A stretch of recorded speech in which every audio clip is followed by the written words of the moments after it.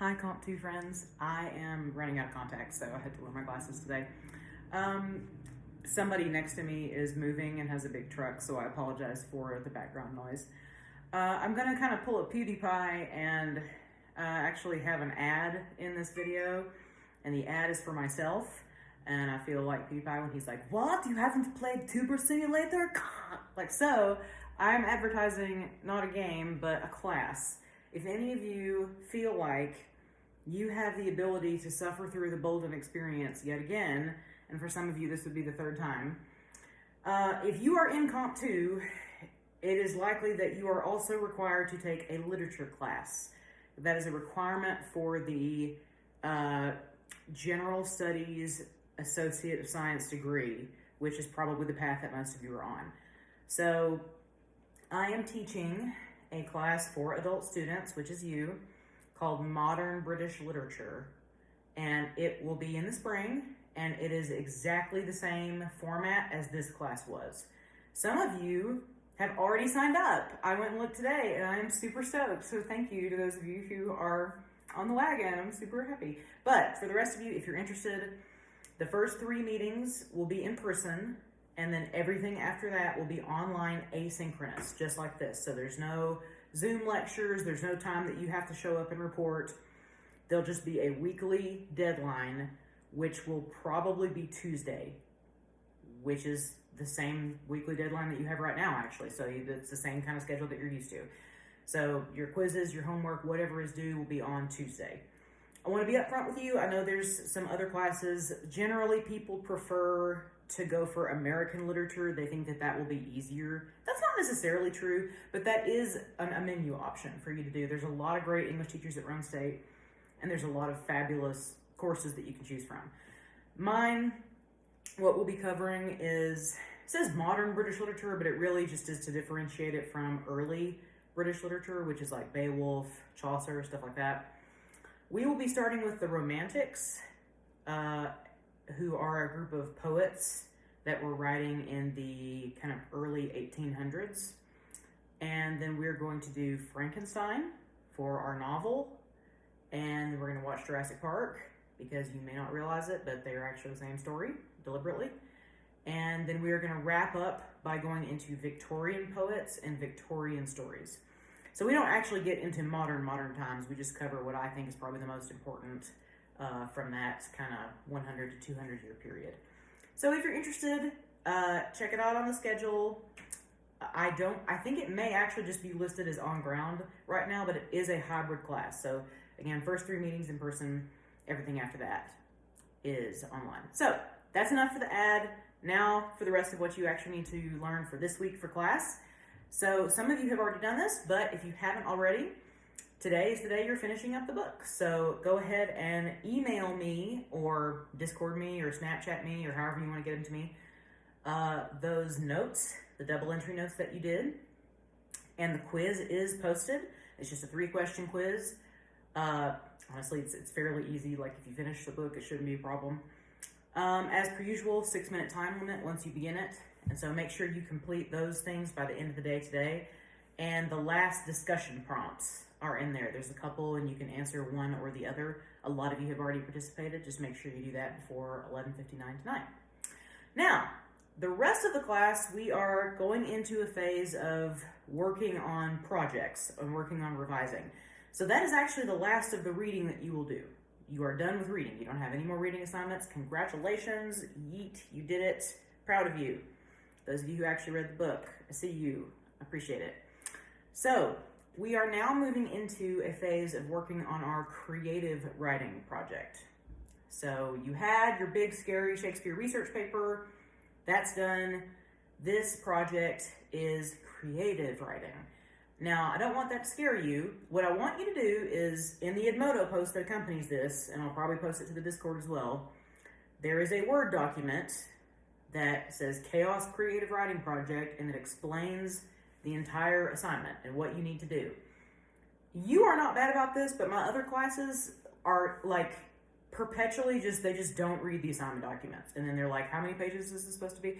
So before you ask anything, just go read the document. Everything pretty much is explained in there. But basically, The theme of the course is madness and chaos, and so this story that you write just needs to involve chaos in some way. It can be big picture, it can be dystopian, it can be apocalyptic like Station 11 was, or it can be chaos on a personal level, just like a time in your life that everything went crazy. You have the choice of writing fiction, if that's your bag, which I love, or if you're not really into creative writing and that's not your thing, you can do nonfiction, which is just memoir. It's literally just something that happened to you. Tell me about something in your life. So either path you can take, and both end up being really interesting most of the time. One of the most entertaining of these that I ever read was about a girl who went to Panama City with a bunch of friends and rented a house, and they partied so hard that they got kicked out of the house and had to like sleep in parking lots, and it was just a complete like rager. But the way that she wrote it was really funny. So I'm just giving you that example to tell you this doesn't have to be like momentous, like, oh, I lost a baby. Like it's nothing like that. Just, it can be big chaos or it can be little chaos. You know, we all deal with chaos on a daily level. This entire year of 2020 has been a perfect example of chaos. So some of you may have examples kind of recently of times that your life has gone sort of sideways. So just read that document. Here's the kind of kicker for the creative writing project. If you had me for Comp 1, we revised the rhetorical analysis, we revised the thick description, we revised the research paper. For this one, you're getting a chance to revise your Shakespeare paper. For this last assignment, it's kind of like, okay, I'm taking off the training wheels and I'm just sort of pushing you down the hill and seeing how it goes. Which is how my parents did it to me, and then I never rode a bike again, and I still don't know how to ride a bike. But anyway, probably wasn't the best analogy. For this project, you are not doing a revision because we just don't have time. And because I think that you have the tools that you need to make it polished and make it good the first time that you turn it in. So when you submit this creative writing project, that is the project that will get a grade. There is no revision, there's no take backsies, there's no fixing. The good news is you have until the final day of class to do that. And I could be wrong, look on the thing, but I think my memory says, because it's my dad's birthday, it's December 1st is your last day of class. That is also the day that you have to get your Shakespeare revision done. Those of you who never did your Shakespeare essay, that is your due, you know who you are, love you to pieces, but we gotta get it done. That's your due date for your Shakespeare essay. And I would definitely recommend using the Learning Center online or getting help with it to make it as good as it can be, because I have to grade it as is when you turn it in. So everything is kind of localizing and focusing on December 1st. That's the big due date now. That's when your revision is due. Now remember, that's optional. Some of you have told me, I'm happy with my grade, I'm keeping it. So that's fine. And that's when your creative writing project is due. The creative writing project is not optional. It is mandatory. So everybody's going to be turning in something on December 1st. So just check it out. If you have any questions about it, let me know. The first assignment for the creative writing project for next week, which I think is the 17th, you just have to decide which genre you're doing, either fiction or nonfiction, and you have to decide your topic. And you have to give kind of just a brief, I would say 2-sentence description of what you're going to be writing about. You're going to do that in the Discord.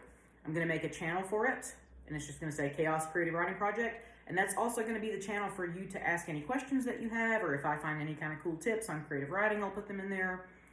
But you will just go into that channel sometime before next Tuesday, and you'll say, hi, I'm doing a nonfiction piece about the time that I blah, blah, blah, blah, blah, blah, blah, blah, blah, blah, and then boom. Now, if you're writing about something super personal, and you don't want everybody to see about it, and you just want me to see it, then just send me a Discord message and say, this is what I'm writing about, but I didn't want to reveal it to the whole world. That is fine. You will also get your credit for that. But this is a homework credit. It's kind of a very chill version of a prospectus. The reason I have you do this is that if you come in and you're like, hey, I'm writing a fan fiction about supernatural, but I'm putting Johnny Depp in it and unicorns, and it's going to be lit. So that I can kind of be like, let's not do that. No, and then I can stop you before you put work into something that I ultimately would have had to have vetoed. So this just makes sure that we're on track and that we have good ideas before we actually start the writing. There will also be a couple of questions on the Discord just for participation. Now, because there's going to be kind of some exit interview questions. I might have some kind of reflective prompts. Make sure you participate in those. And that's it for next week. Is just anything else that I post on the Discord, any other discussion prompts, make sure you participate in them. but also mainly be thinking about this creative writing project, be thinking about what you want to do and be able to state that. And now is definitely the time, to, if you haven't already, to be revising that Shakespeare essay. If you remember, I took pictures of your feedback, I wrote it by hand, and I emailed it to you on RadarNet. So you all have that from me. And also, I am happy at any time to give you your grade. Some of your grades have changed rather drastically from the midterm. And so if you want to know before you do the revision, like, hey, where am I sitting right now? Do I even need to do this? Just send me an email. I will give you your grade at any time that is not private information. So I'm going to wrap it up here because this is already a 10-minute video. But if you have any questions, let me know. Congratulations on finishing a novel. That's pretty cool. I'm proud of you. And also, if you have any questions about modern Brit Lit, just hit me up. So have a wonderful rest of your week, and I will talk to you later.